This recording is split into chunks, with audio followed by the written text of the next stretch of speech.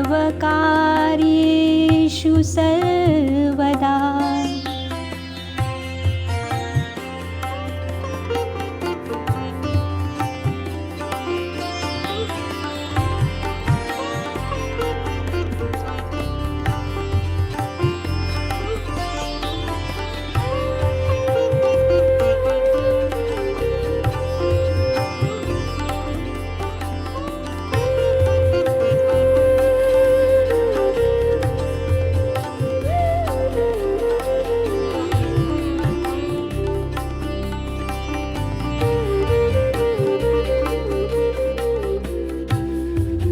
हरिः ॐ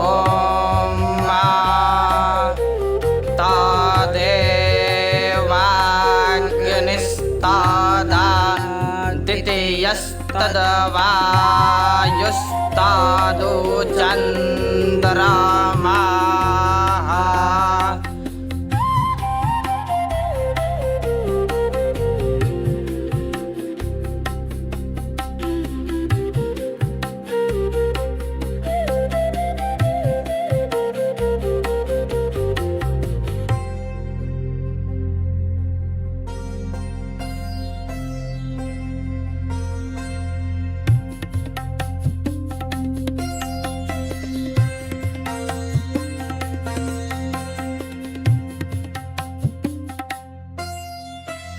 गुजरात स्थित सोमनाथ ज्योतिर्लिंग के दिव्यांश आज इस समारोह में उपस्थित है।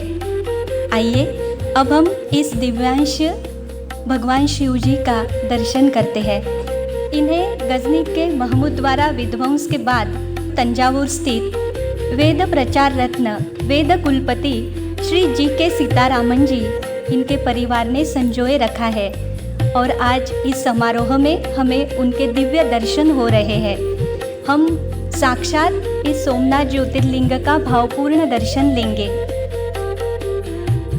हरिः ॐ त्र्यम्बकं यजामहे सुगन्धिं पुष्टिवर्धनम् उर्वारुकमिव बन्धनान् मृत्योर्मुक्षीयमामृतात्।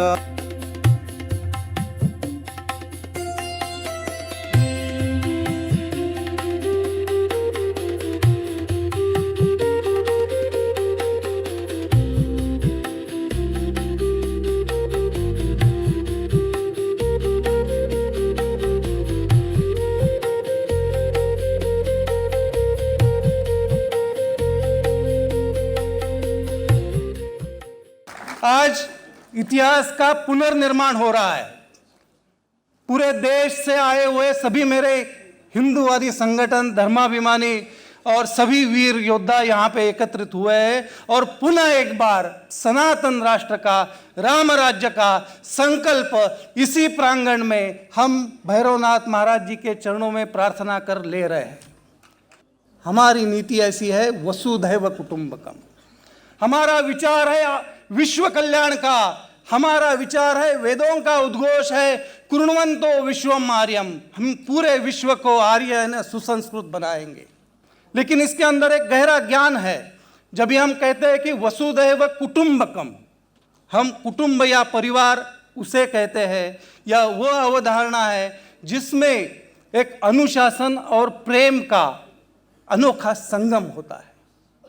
जब भी अपने पिता जो पुत्र धर्म मार्ग पे चल रहा है उसको प्रोत्साहन देते हैं, और जो अधर्म के मार्ग पे चल रहा है उसको दंडित करते हैं, उसे परिवार कहा जाता है। भगवान श्री कृष्ण जी ने अधर्म के मार्ग पे चलने वाले कंस का वध किया था। प्रभु श्री राम जी ने अधर्म के मार्ग पे चलने वाले और अहंकार से लिप्त रावण का वो दशग्रंथी ब्राह्मण होने के उपरांत वध किया था। और छत्रपति शिवाजी महाराज ने जब भी अफजल खान इस देश में आया, हमारी भारत माता के ऊपर, हमारे सनातन धर्म के ऊपर उसने आक्रमण किया, हमारी देवताओं की मूर्तियों का भंजन किया, तो उसे चीर दिया।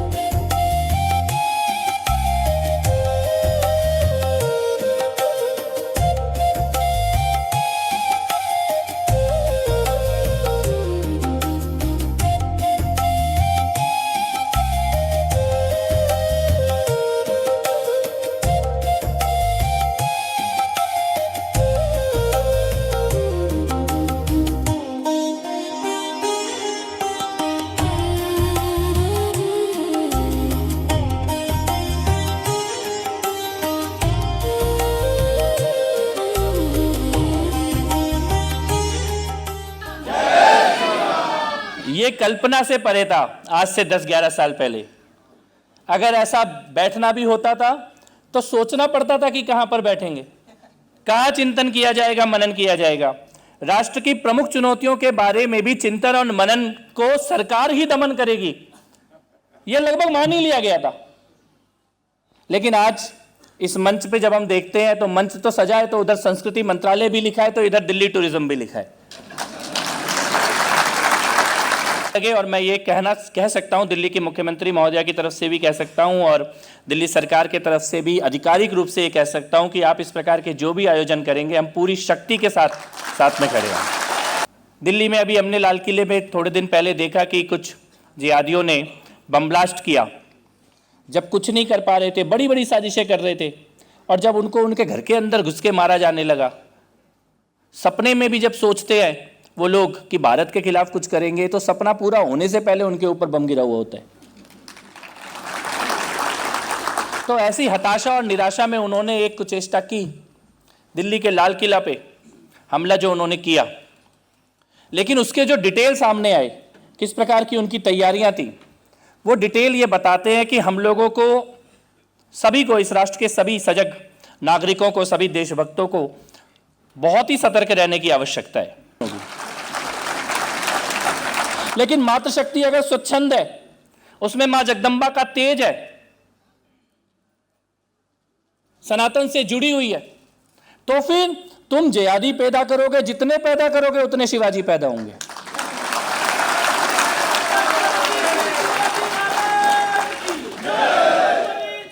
केवल इतना आह्वान है, इतना निवेदन है कि यहां से जब जाएं तो यह संकल्प करके जाएं कि अपने दम पर, सरकारों के, संस्थाओं के, इनके दम पर उनका निर्माण हमारे द्वारा हो, लेकिन उसके बावजूद अंत में अपने दम पर मेरे धर्म की रक्षा, मेरी संस्कृति की रक्षा, मेरी विरासत की रक्षा, मेरे सहधर्मियों की रक्षा और फिर उनका उत्थान, इसका जिम्मा लेके खुद को भी और आने वाली पीढ़ियों को भी ये दे के जाना है।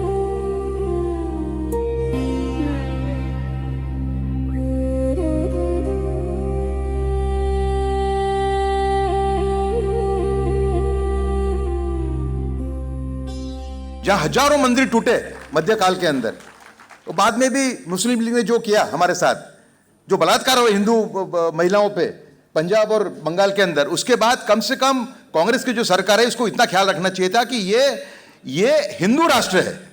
पाकिस्तान देने के बाद भारत के मुसलमानों को हमें इसको हिंदू राष्ट्र घोषित करना चाहिए था। ऐसा सभी लोग मानते हैं, बोलने के लोग तैयार नहीं है, डरते हैं। तो इसमें एक बहुत बड़ा जो एक चाल चली इन लोगों ने, वो थी कि हमारे जो महापुरुष हो गए, छत्रपति शिवाजी महाराज, महाराणा प्रताप, गुरु गोविंद सिंह, ऐसे कई हैं, लेकिन एक ऐसी एक पूरी व्यवस्था खड़ी की गई कि उनकी जो गाथा है वो पूरे भारत में प्रचलित न हो, क्योंकि जो लोग राज कर रहे थे उनका पूरा पोषण था विभाजित भारत पे। तो उन्हें इंश्योर किया कि छत्रपति शिवाजी महाराज तो वो महाराष्ट्र तक ही सीमित रह जाएं, महाराणा प्रताप तो सिर्फ राजस्थान या यूपी तक ही सीमित रहे। तो ये एक बहुत बड़ी मैं तो कहूँगा कॉन्स्पिरेसी थी, उसके अंदर वामपंथी और इस्लामिक आइडियोलॉजी वाले, ये दोनों का उसमें एक रोल था। तो इस परिप्रेक्ष्य में आप देखोगे तो ये एक बहुत बड़ा आयोजन है जहां हम छत्रपति शिवाजी महाराज, जो राष्ट्रीय एकता, हमारा कल्चर के एक समय बड़े प्रतीक हैं, उनको हम राष्ट्रीय फलक पर रखने का काम कर रहे हैं।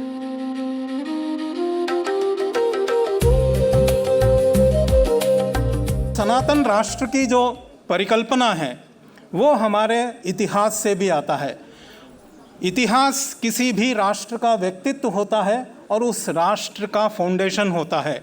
अगर हमारी युवा पीढ़ी को अगर सही इतिहास नहीं पता है तो उसे सनातन के गरिमा का, सनातन की क्या गहराई है और सनातन ने विश्व को क्या दिया है, इसका कुछ ज्ञान नहीं है।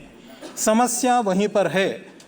अयोध्या में राम मंदिर का 500 वर्षों के बाद निर्माण तो हुआ, लेकिन राम इतिहास के किताबों से गायब क्यों हैं, इसका समाधान कौन देगा? समस्या है कहीं ना कहीं हम कालक्रम से भटक चुके हैं। उस सही कालक्रम को हमको पुनर्निर्धारित करना है, क्योंकि इतिहास का लेखन बिना कालक्रम के नहीं हो सकता। वैदिक युग के इक्ष्वाकु राजा से लेकर के मांधाता, फिर मांधाता के बाद 60 पीढ़ियों के बाद भगवान राम का जन्म होता है, फिर उसके बाद अग्निवर्ण तक का जो वंशावली है वो सब है। तो हमें ये संकल्प लेना है कि भारतीय इतिहास में संपूर्ण रामायण और भगवान राम के 60-70 जो उनसे पूर्व जो हुए हैं, उनके बाद हुए हैं लगभग 28 अग्निवर्ण तक का जो सही इतिहास है, सही कालक्रम है, हमें स्थापित करना है।